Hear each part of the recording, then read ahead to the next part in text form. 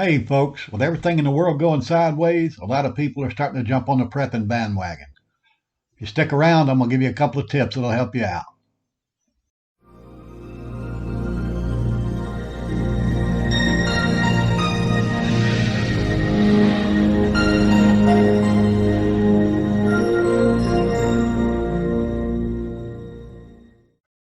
Hey folks, Orlando Prepper coming at you.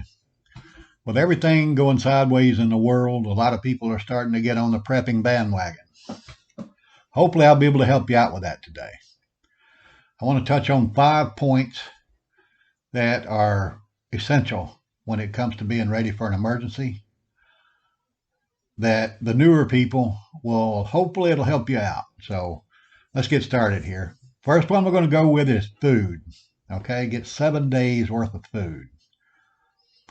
That's 3 meals a day for each person in your household for 7 days. If you want to buy items that you eat on a daily basis and put them just in your pantry to take in and out, that's great. If you make sure you resupply it though. But like a lot of people do here in the Sunshine State, you might want to build up a little food bank and put it separate from your daily use food. That way you know it's there. Put items in there like canned foods, dried pastas, dehydrated foods. Pop them in there, leave them in there, keep them separate. If that's the way you want to do it, that's always great because you know that food is there for 7 days. There are several kinds of food that you can put in there. Like I mentioned, canned goods, don't worry about the date that's shown on those cans. That's just the best by date. That don't mean the food's no good after that. It's not an expiration date. But get foods that you will eat and stock them up. And, here in Florida, every year, people will put those food stores aside. And then when hurricane season's over, they put that in their regular stock and then they resupply that emergency supply of food. So you really need to do that. You got to have at least 7 days put aside. That's what FEMA recommends. And if you want to get a little more intense with your storage or your preps, shoot me an email. I'll be glad to help you out. And we can go, a little more in depth on that. The next thing you're going to have is water. You want at least 1 gallon per person per day in your household. And again, if you want to get a little more intense with water storage or collection, let me know. There are ways to do that I'm not going to go into here today. That a lot of people that's been doing this for a long time, they already have this equipment on hand and it's easy to use. But that's 1 gallon per person per day for 7 days. When you do buy water, buy distilled water. That's not just filtered water, it's been purified. Everything in it that can go bad has been taken out. I have stocked distilled water for up to 10 years now, and it's still good. It's sitting right there, sitting right over there. Tastes good, has no harmful effects, still good water.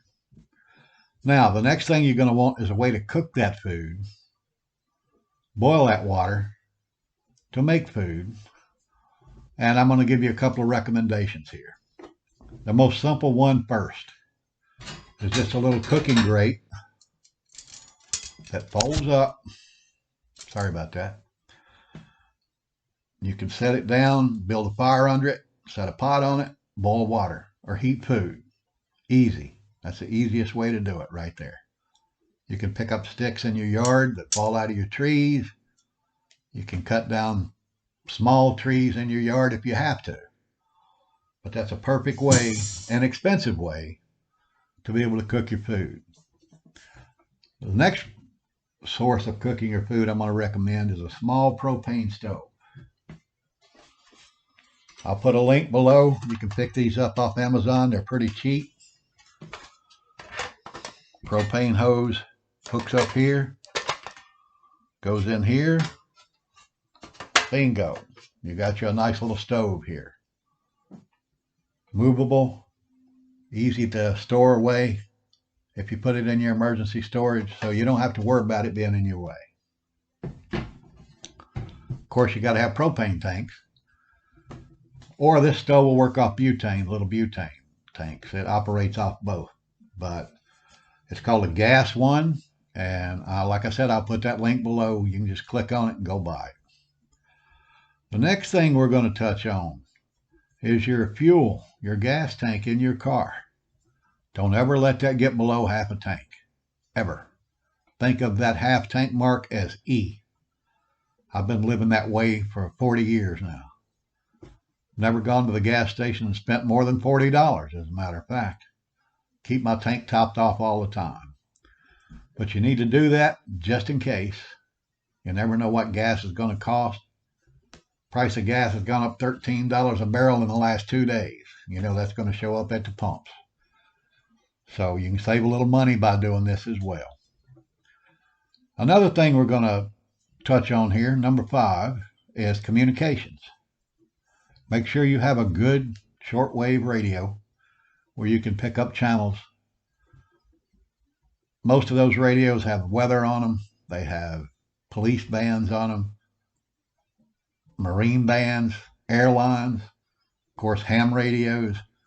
You can pick up a tremendous amount of information just listening. Make sure you have a good one. Also, sorry again, you might want to consider getting one of these. I'll put a link below. This is a Baofeng UB5R radio. It is a ham radio. You have to have a license to talk on it. As long as everything's going well. If the world goes to hell, who's going to be out trying to enforce that, right? But that way you'll have contact with your loved ones or anybody else that you want to be in contact with.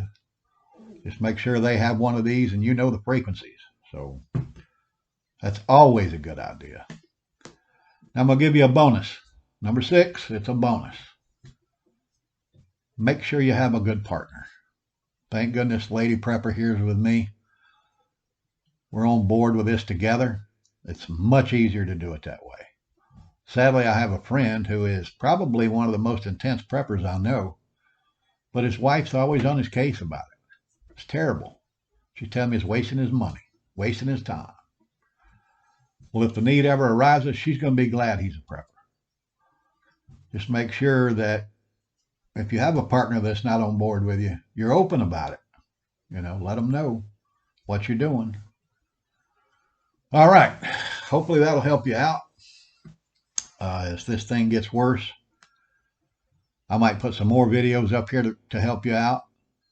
And if you would, go check out my one-day get-home bag video on this page.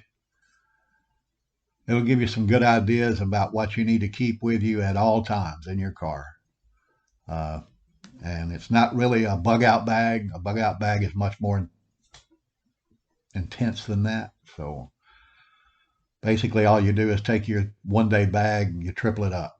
Good bug-out bags, 3 days. So if you got any questions on that, also send me a message. I'd be glad to help you out. So with that, I'm going to ask you to subscribe if you like what you see here. Give me a thumbs up on this video and share it with your friends. Hopefully it'll help them out as well. And I'm going to ask you to do me a couple of favors here. Stay strong. Stay patriotic. We're Americans. We can get through this. It'll never be like it was before, and it's going to get tough, but we can get through this together. With that, I'm going to say Orlando Prepper is out.